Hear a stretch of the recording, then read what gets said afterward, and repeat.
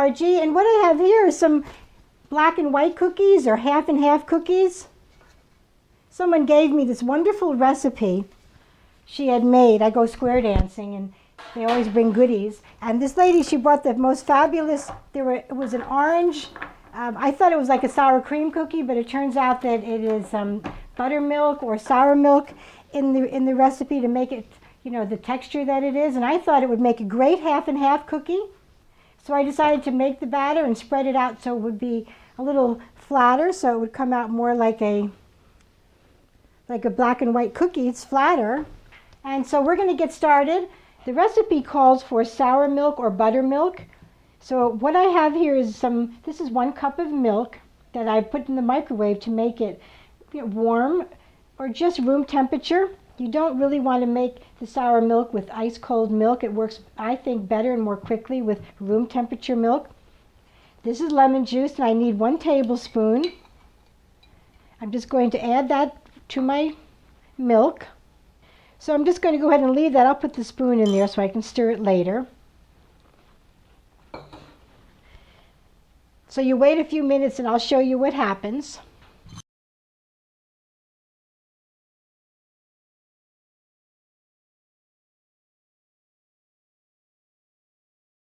The first thing I do is I want to add my butter and my sugar to the bowl. And we're going to make sure that this is nice and combined. I always like to add my flavorings to the fat when I'm cooking.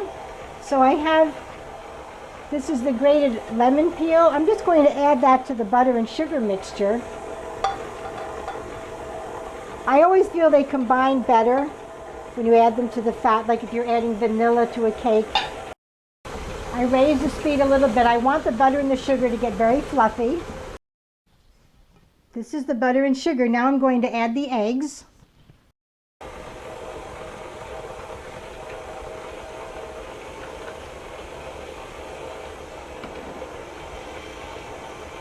I'm going to beat this for a little bit to make it fluffy. So here we have the eggs and the butter and the sugar. Now I'm going to add the juice, and I'm going to leave a few tablespoons behind of the juice because I'm not sure yet whether we need it all.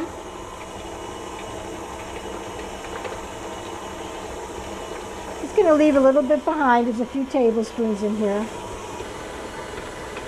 Then we're going to combine alternately the flour and the milk, the buttermilk, and I'll show you how the buttermilk has, see if you can see.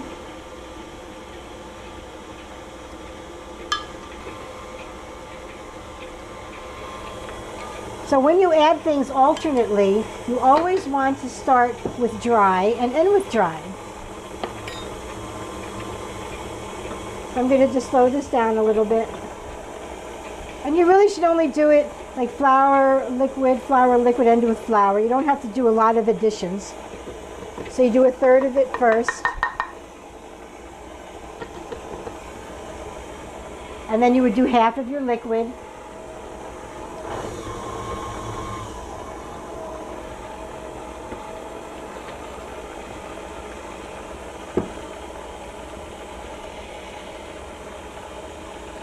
I'm going to scrape this down once.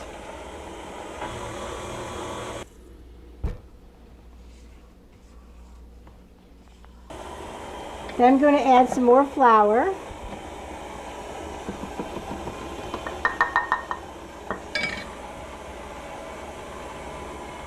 Then we'll add the rest of the milk.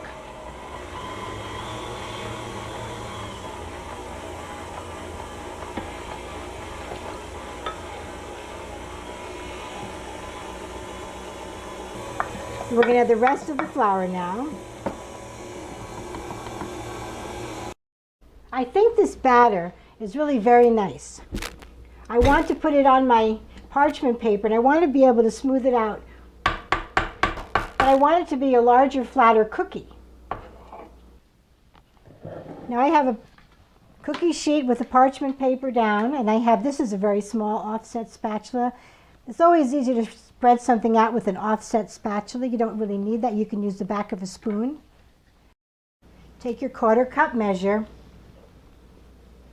and just scoop it out onto your parchment paper.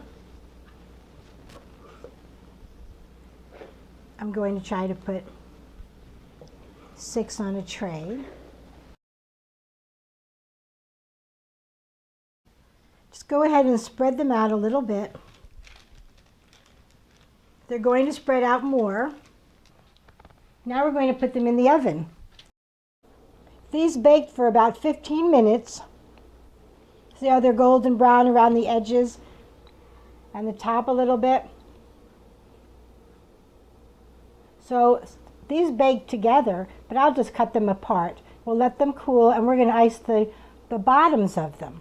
I'm going to take 4 cups of powdered sugar.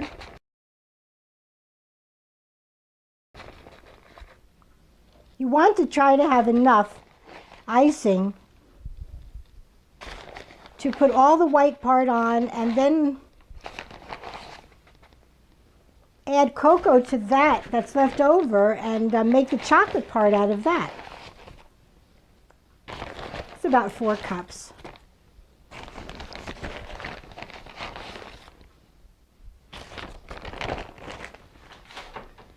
Then we're going to use water instead of milk. I'm going to add a cup, like a tablespoon. Use a fork to blend it in. If you want, you can put a little bit of vanilla in. Don't really like to use the vanilla because it will be in the chocolate as well, because I'm going to use part of this icing to make the chocolate. I'm going to add another tablespoon of water. You want the icing to be a pouring consistency when you're done, but I like to add the water slowly because if you add too much and you have to add, then you end up adding more sugar. And it will become liquidy pretty quickly. And I'm using a fork because it helps to keep the lumps out.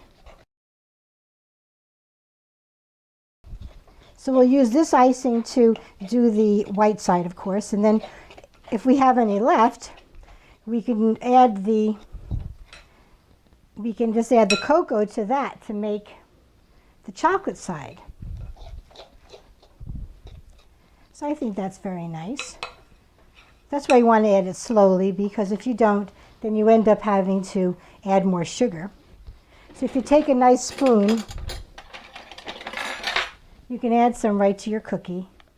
Don't worry about how much you put on because you can just take it off. Use an offset spatula. I try to keep the icing in front of the tip of the spatula. That way I don't drag crumbs into my cookie, into the icing I mean. Okay, so there's your white side. Okay. So you go ahead and do that with all of your cookies.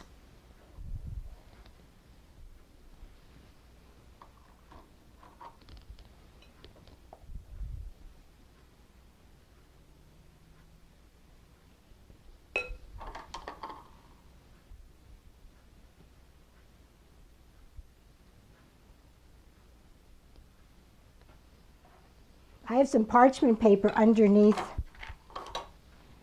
my cookies, just in case some of the icing drips down onto the table. It might make it easier to clean.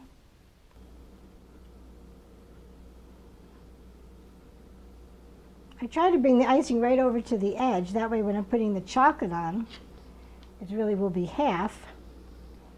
Now I'm going to add a little bit more powdered sugar. It just concerns me that I might not have quite enough. I added about a cup. And we'll add a few tablespoons, maybe a 1/4 cup of, that's 1 1/2. There's another 1 1/2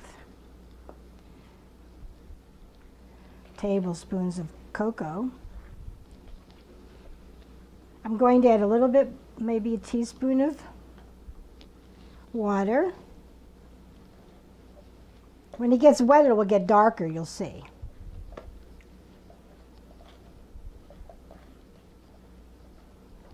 I was using a fork for this, and then I changed.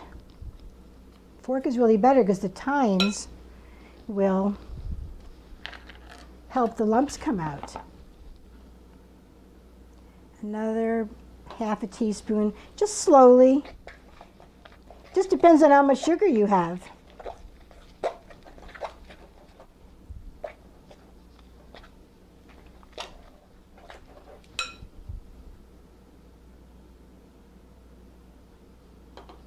Another good teaspoon.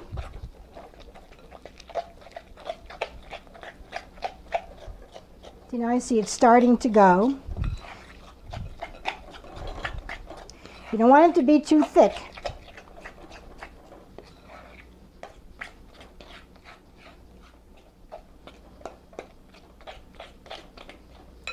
This isn't like a thick icing. This is a glaze.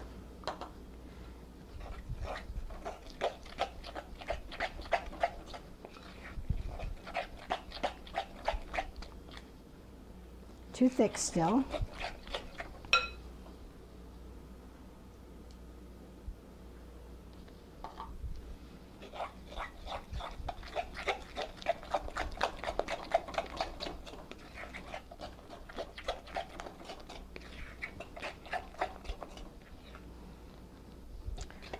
I think that's looking a lot better.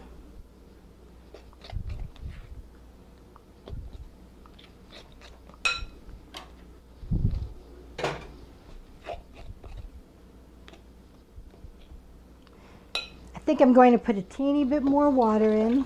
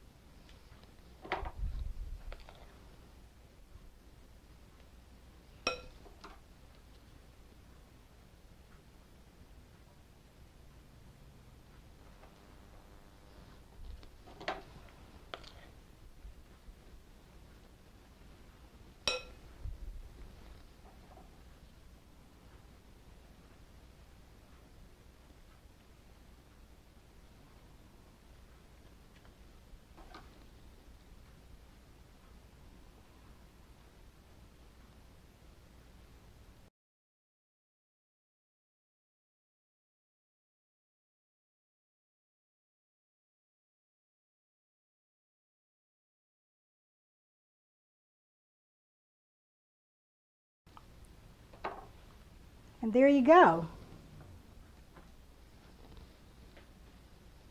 Got some black and white cookies.